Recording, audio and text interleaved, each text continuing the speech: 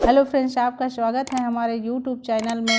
आज का हमारा बहुत ही महत्वपूर्ण टॉपिक है अलंकार। अलंकार को कैसे समझें और उसे कैसे याद करें, उसके लिए मैं आपको बहुत ही सरल तरीका एवं ट्रिक के साथ समझाऊंगी। चलिए शुरू करते हैं। अलंकार क्या होता है ये जानेंगे। अलंकार कैसे बना है इसको हम जानेंगे। तो अलंकार दो शब्दों से मिलकर बना हुआ है। अलम धन कार।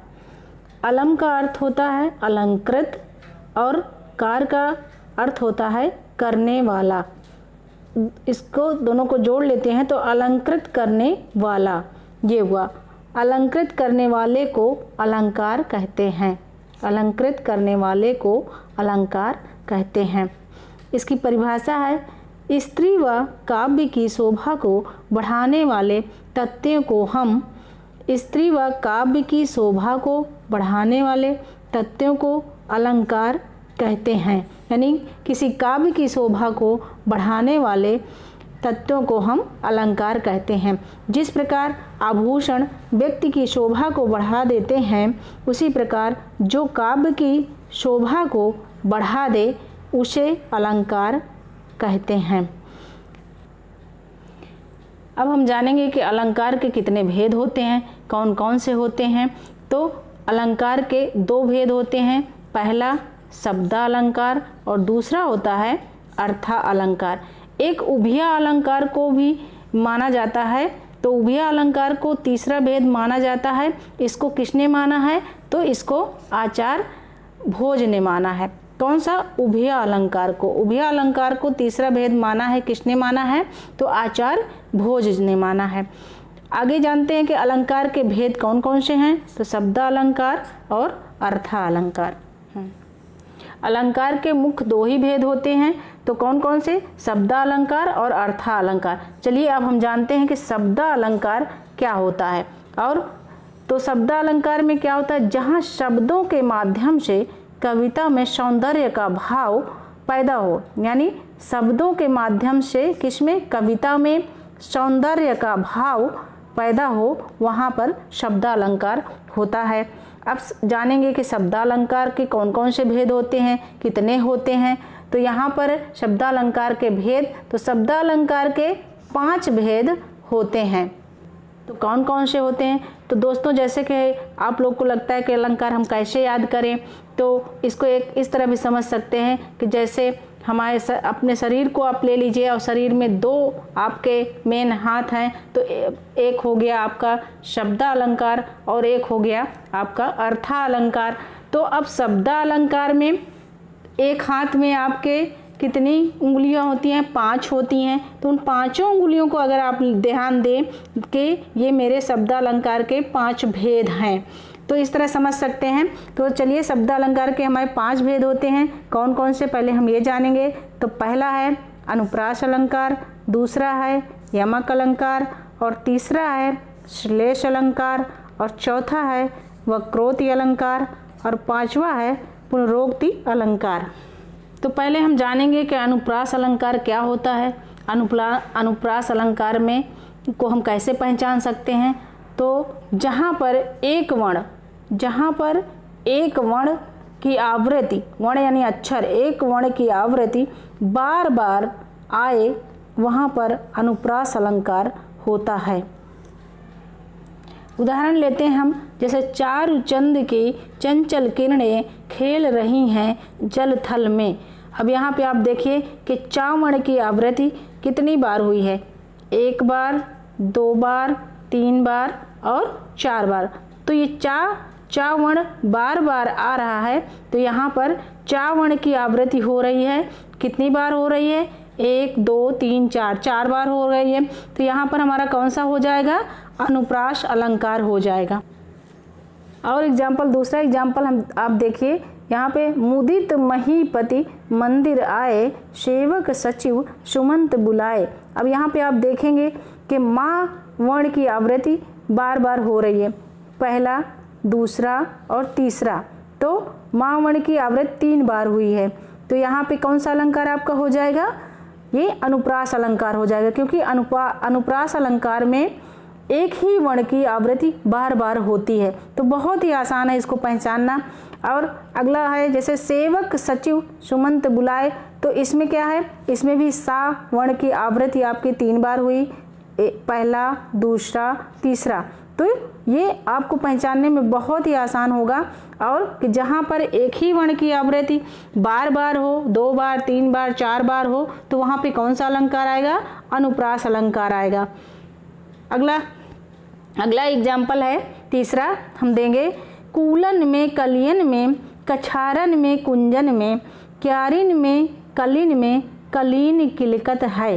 तो यहाँ पे आप देखेंगे कि का वर्ण की आवृत्ति बार बार हो रही है, का वर्ण की आवृत्ति बार बार हो रही है, तो यहाँ पर आपका अनुप्रास अलंकार होगा। अब जैसा कि हमने आपको बताया कि अनुप्रास अलंकार, अभी आपको बताया अनुप्रास अलंकार में एक ही वर्ण की आवृत्ति बार बार होती है। जहाँ भी एक ही वर्ण की आवृत्ति बार बार हो वहाँ पे अनुप्रास अलंकार होता है। अब हम जानेंगे कि अनुप्रास अलंकार के भेद कितने हैं। तो दोस्तों इसमें भी 5 भेद होते हैं अनुप्रास अलंकार के। पहला छेकानुप्रास, दूसरा वृत्त्यानुप्रास, और तीसरा है लाटानुप्रास, और चौथा है श्रुत्वानुप्रास, और 5वां है अनंत्यानुप्रास। पहले को हम जानेंगे कि छेकानुप्रास क्या होता है। छेक का अर्थ है चतुर, जहाँ पर एक वर्ण की आवृत्ति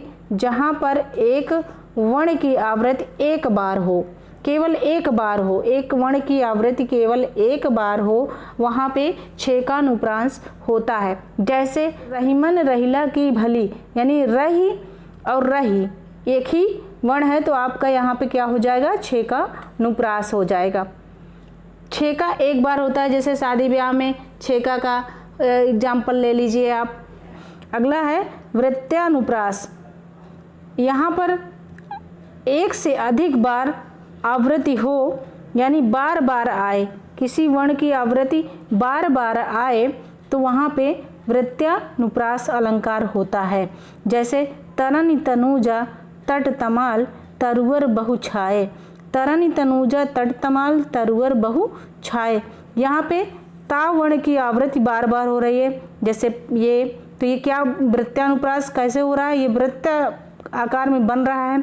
यहाँ से आया यहाँ पहुँचा, फिर यहाँ ता आ गया, फिर ता वर्ण की आवृत्ति हो गई, और फिर तो ये वृत्ताकार बनता जा रहा है। तो आवृत्ति इसमें ता वर्ण की आवृत्ति बार बार हो रही है। तो ता वर्ण की आवृत्ति बार बार जहाँ पर हो, या किसी भी वर्ण की आवृत्ति बार बार जहाँ पर हो, वहाँ पर वृत्त्यानुप्रास अलंकार होता है। अनुप्रास अलंकार का तीसरा जो भेद है वो है लाटानुप्रास।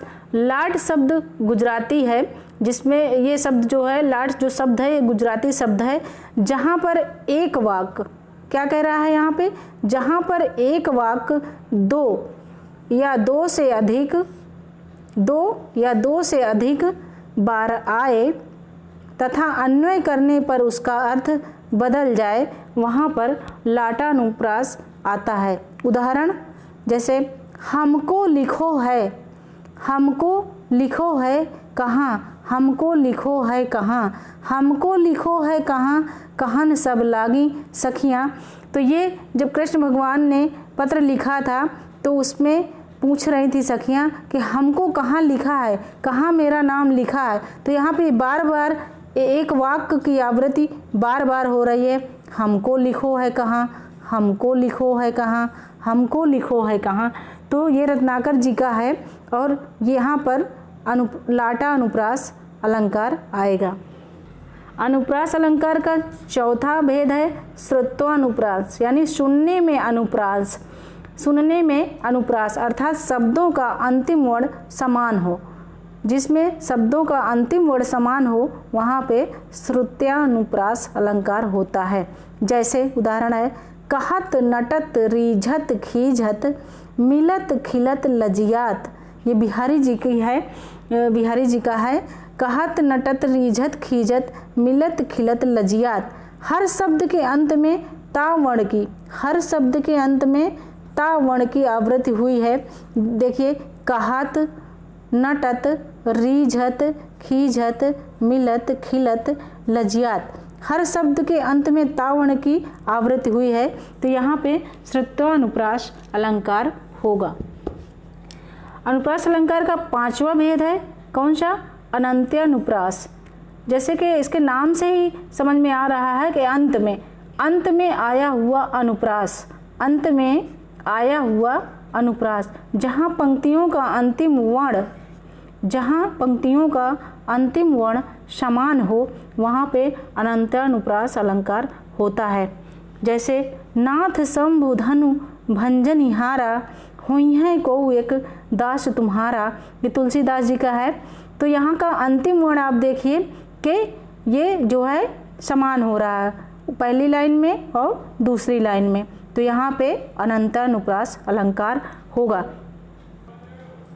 यहाँ पर पंक्ति के अंत में हारा आ रहा है, जैसे पहली वाली पंक्ति में भी हारा और दूसरी वाली पंक्ति में भी हारा आ रहा है, तो यहाँ पे क्या होगा? लय बन रहा है। और इस अनंत्यानुप्रास अलंकार को तुक अलंकार भी कहा जाता है। एक बार फिर से रिवीजन कर लेते हैं अनुप्रास अलंकार के कौन कौन से भेद होते हैं, और बहुत ही शार्ट ट्रिक से उसको हम याद करेंगे, पहचानेंगे कैसे कैसे वो उसकी क्या पहचान है। तो पहला है छः का अनुप्रास, एक वर्ण की आवृत्ति एक बार हो, यानी इसकी क्या पहचान है?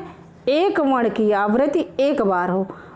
और दूसरा क्या है? वृत्त्यानुप्रास। वृत्त्यानुप्रास में एक वर्ण की आवृत्ति एक से अधिक बार, एक वर्ण की आवृत्ति एक से अधिक बार हो, वहाँ पे वृत्त्यानुप्रास अलंकार होगा।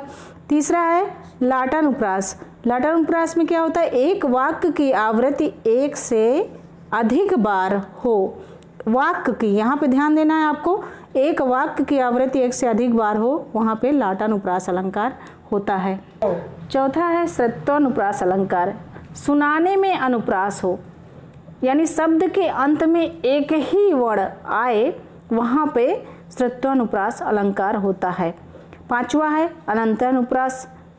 पंक्ति का अंतिम वर्ण समान हो, पंक्ति का अंतिम वर्ण समान हो, वहाँ पे अनंत्यानुप्रास अलंकार होता है। यमक अलंकार शब्द अलंकार का दूसरा भाग है यमक अलंकार। तो जहाँ एक शब्द दो या दो से अधिक बार आए किंतु अर्थ उसका अलग अलग हो, वहाँ पर यमक अलंकार होता है। उदाहरण कनक कनकते सौगुनी मादक का अधिकाय, बहुत ही फेमस उदाहरण है ये। कनक कनकते सौगुनी मादकता अधिकाय। अब यहाँ पे दोस्तों कनक कनक पहला आपका कनक शब्द हो गया और दूसरा भी आपका कनक शब्द हो गया, लेकिन दोनों के अर्थ क्या है? अलग अलग है। पहले कनक का अर्थ क्या होगा? सोना होगा, और दूसरे कनक का अर्थ क्या होगा? धतूरा होगा। तो यहाँ पे आपका क्या होगा? यमक अलंकार हो जाएगा। चलिए आगे हम दूसरा उदाहरण लेते हैं। जैसे काली घटा का घमंड घटा। अब दोस्तों यहाँ पे घटा दो बार शब्द हैं आपके, अलग अलग हैं, और दोनों का शब्द आपका क्या है? एक ही है, घटा और घटा, लेकिन दोनों के अर्थ अलग अलग है। जैसे पहला जो आपका घटा है उसका अर्थ क्या होता है? बादल, और दूसरा जो घटा है आपका उसका अर्थ होता है घटना, यानी किसी चीज़ का कम होना। इसी में एक और एग्जाम्पल है, 3 बेर खाती है वो 3 बेर खाती है। तो ये बेर जो है 3 बेर आपका ये क्या हो गया? एक शब्द हो गया, और यहाँ पे दूसरा शब्द आपका हो गया 3 बेर। तो पहले 3 बेर का अर्थ होता है समय, और दूसरा जो आपका 3 बेर शब्द है उसका अर्थ होता है क्या? फल। और एक एग्जाम्पल और हम लेते हैं, नीचे देखिए, उधव जोग जोग हम नाही। अब यहाँ पे पहला शब्द भी जोग है और दो, यानी दो शब्द आपका आ रहा है, लेकिन दोनों के अर्थ क्या है? अलग अलग है। तो पहले जोग का अर्थ क्या होता है? योगी, और दूसरे जोग का अर्थ क्या होता है? युग। तो यहाँ पर आपका क्या होगा? यहाँ पे आपका यमक अलंकार होगा। चलिए अब हम पढ़ते हैं श्लेष अलंकार। श्लेष अलंकार क्या होता है? श्लेष अलंकार का अर्थ होता है चिपकना, यानी चिपका हुआ। जब एक शब्द के एक से अधिक अर्थ होते हैं वहाँ पर श्लेष अलंकार होता है। चलिए उदाहरण देते हैं हम, उदाहरण के द्वारा समझते हैं। रहीमन पानी राखिए विन पानी सब सून, पानी गए न उबरे, मोती मानुष चून। यहाँ पर क्या कह रहा है श्लेष अलंकार में, क्या है कि जहाँ पर एक शब्द के एक से अधिक अर्थ होते हैं वहाँ पर क्या होता है, श्लेष अलंकार होता है। अब यहाँ पे हमारा एक शब्द क्या है, पानी है, और ये पानी का मोती के लिए अलग, पानी का अर्थ मनुष्य के लिए अलग, मोती के लिए अलग, और चून यानी मोती के लिए अलग, मानुष के लिए अलग और चून के लिए अलग अलग आता है। चलिए दूसरा एग्जाम्पल हम लेते हैं। चरण धरत चिंता करत, चितवन चारहु ओर, शुभ्रन को ढूंढत फिरे, कवि व्यभिचारी चोर। अब यहाँ पे शब्द है आपका क्या है, एक शब्द चरण है और दूसरा शब्द क्या है, शुभ्रन है आपका। तो यहाँ पे एक शब्द है आपका शुभ्रन, और उस शुभ्रन का जो अर्थ है स्वर्ण या सोना, तो इसका जो अर्थ है शुभ्रन का स्वर्ण या सोना होता है। यहाँ पे कवि के लिए अलग, व्यभिचारी के लिए अलग और चोर के लिए अलग। तो व्यभिचारी के लिए क्या आता है, सुंदर स्त्री, और कवि के लिए सुंदर शब्द, और चोर के लिए सोना होता है। अब आइए चलिए पढ़ते हैं वक्रोक्ति अलंकार क्या होता है, इसको कैसे हम पहचानेंगे। वक्रोक्ति का अर्थ होता है वक्र उक्ति अर्थात टेढ़ी उक्ति, जहाँ कहने वाला किसी शब्द को किसी दूसरे अर्थ में कहे और परंतु उसको सुनने वाला उसको टेढ़ा व्यंग्यात्मक अर्थ निकाले। परिभाषा है, जहाँ पर वक्ता के द्वारा बोले गए शब्दों का श्रोता अलग अर्थ निकाले उसे वक्रोक्ति अलंकार कहते हैं। चलिए उदाहरण के द्वारा हम समझते हैं। द्वार पर को प्रिय हरि, तरु शाखा जाहु, प्रिय मधुसूदन, तेरो का काम। यहाँ पर राधा कृष्ण का संवाद हो रहा है और वो पूछ रही हैं कि द्वार पर कौन है, तो वो बता रहे हैं कृष्ण भगवान कि प्रिय हरि मैं हूँ। तो राधा कह रहे हैं कि यहाँ पे तुम्हारा क्या काम है, तुम जो है पेड़ों पे जाओ, सखों पे जाओ, तेरो यहाँ कोई काम नहीं है। तो वक्रोक्ति अलंकार के प्रणेता आचार्य भामह ने इसे अलंकार की आत्मा कहा है। पुनरोक्ति अलंकार, पुनरोक्ति अलंकार क्या होता है इसको जानते हैं। पुनरोक्ति अलंकार दो शब्दों से मिलकर बना है।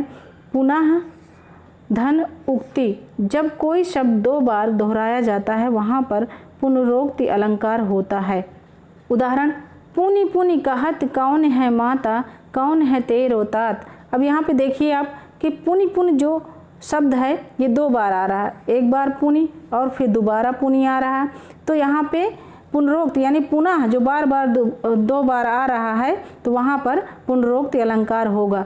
जैसे दूसरा एग्जाम्पल हम समझते हैं। धीरे धीरे यानी दो बार आ रहा है, पहला और दूसरा। फिर धीरे धीरे फिर बढ़ा चरण, बाल की कोलियों का प्रांगण, ये निराला जी का है। तो यहाँ पे शब्द जो है हमारा धीरे दो बार यानी दो बार इसकी पुनः उक्ति हो रही है, तो यहाँ पे पुनरोक्ति अलंकार। शब्द अलंकार के भेद को एक बार फिर से हम जान लेते हैं। बहुत ही शार्ट ट्रिक से इसको पहचानते हैं कि कैसे इसको हम पहचान सकते हैं। तो जैसे पहला है अनुप्रास अलंकार, तो इसमें क्या होता है, इसकी क्या पहचान है। तो एक वर्ण की आवृत्ति बार बार हो वहाँ पे अनुप्रास अलंकार होगा। यमक अलंकार में क्या होता है, यहाँ पे शब्द दो या दो से अधिक बार अलग अलग अर्थ हो तो वहाँ पर यमक अलंकार होता है। यमक अलंकार में शब्द को ध्यान रखना है, अनुप्रास अलंकार में हमको वर्ण को ध्यान रखना है। अब चलिए आते हैं श्लेष अलंकार। श्लेष अलंकार में एक शब्द कई अर्थ यानी जो एक शब्द है वो कई अर्थ को देता है, तो वहाँ पे श्लेष अलंकार होता है। चौथा है वक्रोक्ति अलंकार। कहा कुछ और अर्थ कुछ हो, जहाँ पर कहा कुछ और जा रहा हो और अर्थ कुछ और हो रहा हो तो वहाँ पर वक्रोक्ति अलंकार होता है। लास्ट है पुनरोक्ति अलंकार, जहाँ पर एक शब्द दो बार आए, अर्थ एक ही हो। शब्द हमारा क्या है, दो बार आए लेकिन उसका अर्थ एक ही हो, वहाँ पर पुनरोक्ति अलंकार होता है। अगर ये वीडियो आपको पसंद आया तो इस वीडियो को लाइक करें, कमेंट करें और अपने दोस्तों के साथ शेयर करें। अगर चैनल में नए हैं तो चैनल को सब्सक्राइब कर लें ऐसे एजुकेशनल वीडियोज़ के लिए।